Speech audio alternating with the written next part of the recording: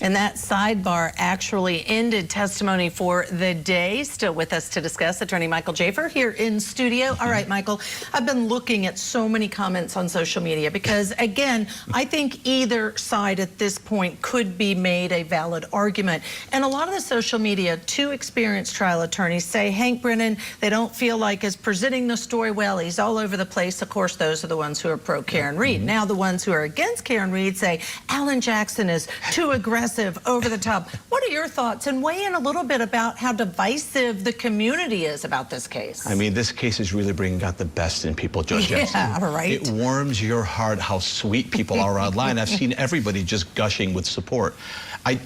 Here's the thing. So social media is a part of our universe, but people are just way too aggressive. I've been pilloried online on social media for my take on this case. Don't ever go to my YouTube and see the comments.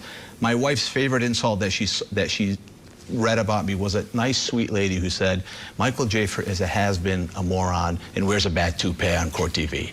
And that offended me, Judge Ashley, because only two of those things are true, right? Only two of them are true. And so that's why I was so offended. People are mean about this case. They are flat mean. It's so fun to read. And these guys are like hardcore. They don't care. Like, because they know what they're doing. They're good trial attorneys, trained to be good trial attorneys. But along those lines, why do you feel like you're so convinced she did it? What evidence, if you had to point to one piece, says to you this means she did it? Occam's razor is a principle of logic that says the story that requires you to make the least amount of assumptions is usually the right story.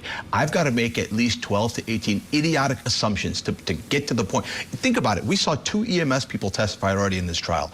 What do they have to do with the they're saying something completely consistent with what Jen McCabe and Carrie Roberts are saying happened in their car, right? Everybody seems consistent. You have to bring in Verizon Wireless to cover up the cell phone data from his phone, 12 people in his house, and Santa Claus has to be involved. Think about it.